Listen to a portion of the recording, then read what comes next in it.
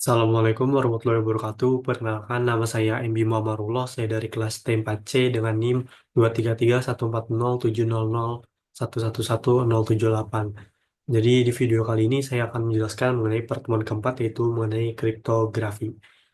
Kriptografi itu apa sih? Apakah dia Bitcoin atau sejenisnya? eh, Hampir mirip, tapi bukan. Yang itu namanya cryptocurrency. Cuman yang kita bahas kali ini adalah kriptografi. Itu adalah teknik atau ilmu untuk mengamankan data dengan mengubahnya menjadi tidak terbaca.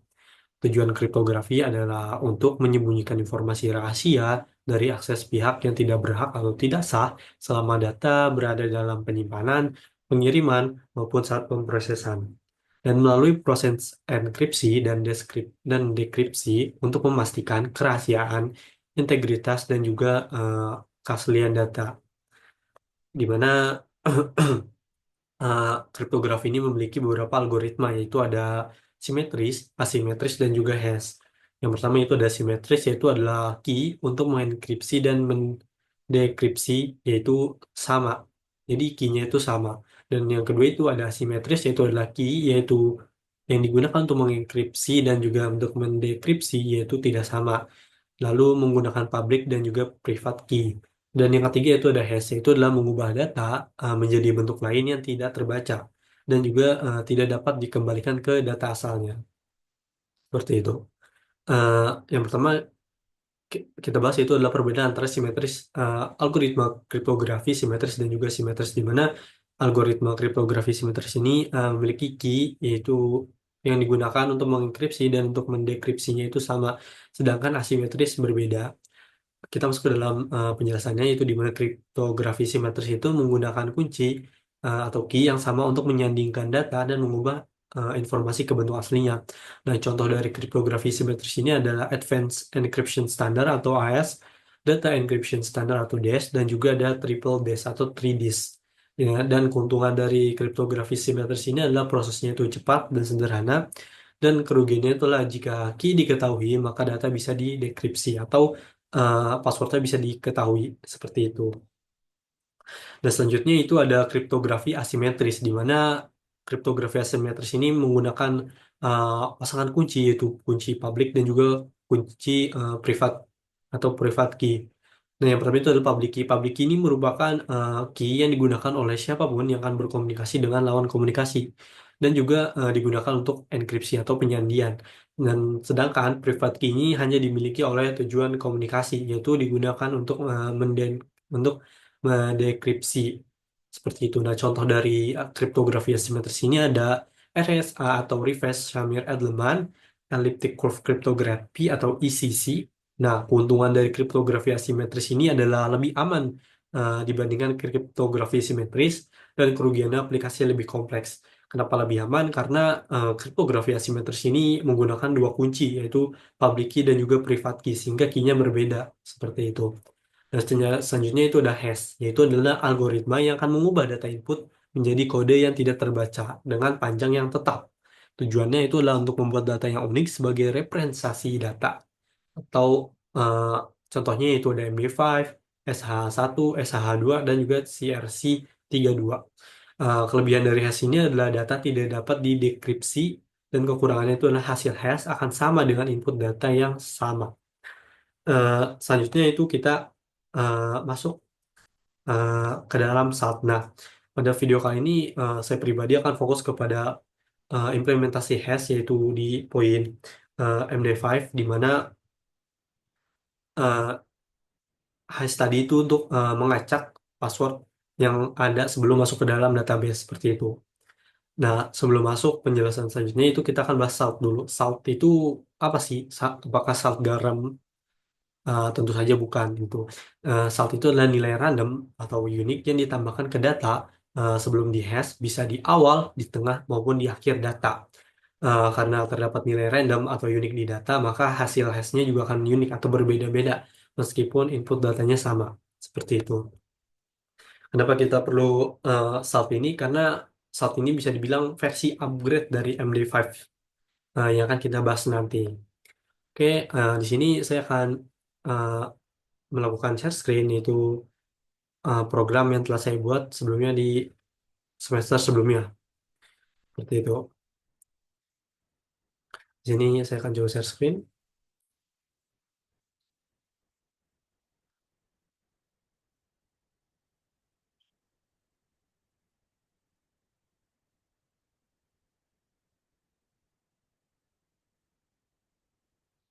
Dimana di sini website aplikasi laundry yang sudah saya buat di semester sebelumnya, dimana ketika user ingin login, user harus masukkan username dan password. Di sini username itu admin dan passwordnya itu juga admin. Ketika kita klik login, maka di sini terdapat beberapa menu, yaitu ada pelanggan, pengguna, outlet, paket, transaksi, dan juga laporan. Sebelum melihat ke menu, kita lihat dulu di bagian tengah layar. Di sini ada notifikasi dari Google, yaitu adalah change your password. The password you used was found in the data breach. Google Password Manager recommends change your password now.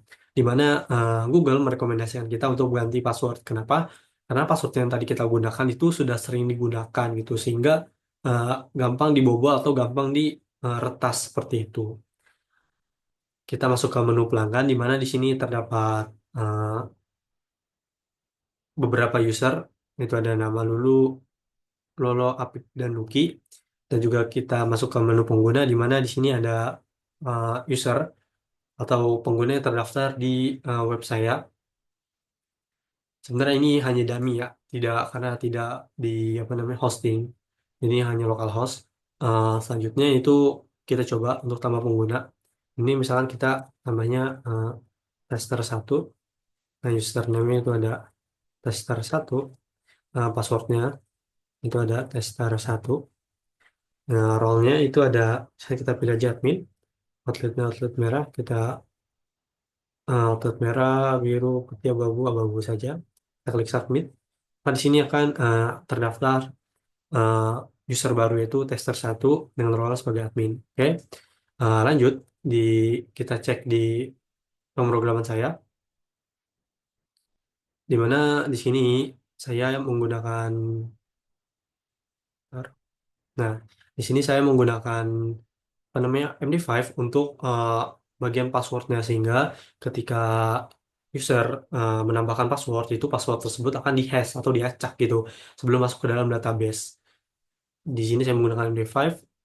Nah, lanjut kita coba, kita sekarang kita cek bagian database-nya, di mana kita cek sebentar.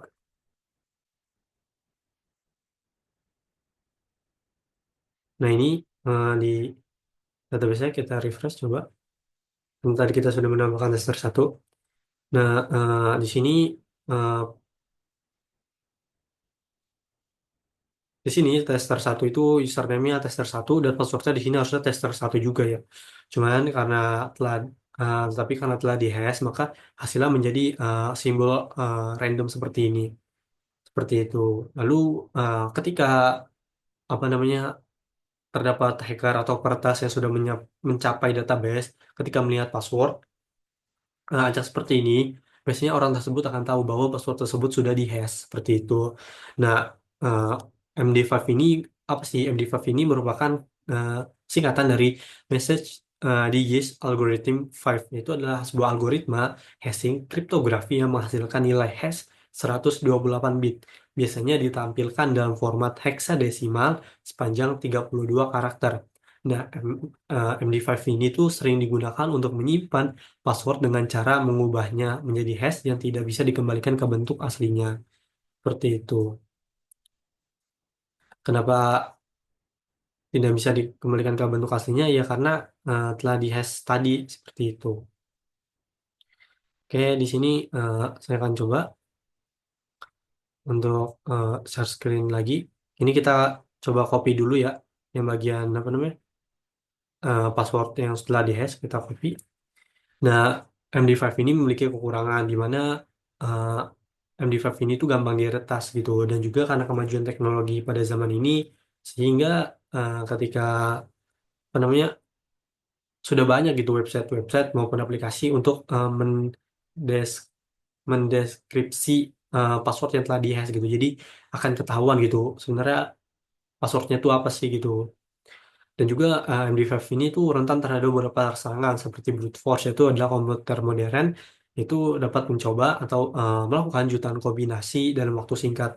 Dan selanjutnya itu adalah rentan terhadap serangan random rainbow table, yaitu adalah sebuah database besar yang berisi hash MD5 di mana eh, ketahuan gitu password aslinya dan juga password aslinya di database tersebut.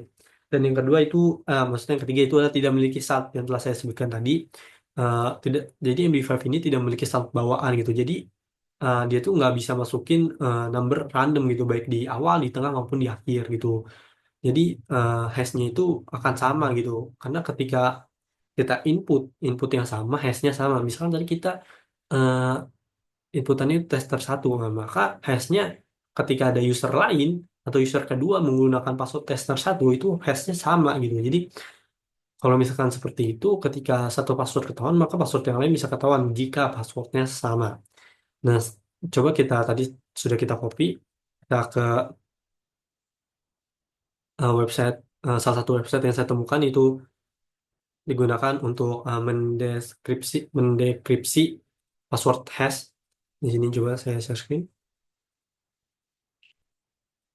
Eh, kita copy dan kita tes apakah hasilnya akan tester satu.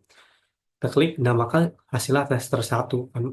Seperti yang saya katakan tadi bahwa MD5 ini sudah rentan gitu, karena sudah banyak website-website yang modern yang lebih eh, jago gitu untuk mendekripsi dari MD5 ini. Nah, solusinya kita bisa menggunakan salt tadi yang telah saya jelaskan gitu. Dimana di sini saya akan kembali.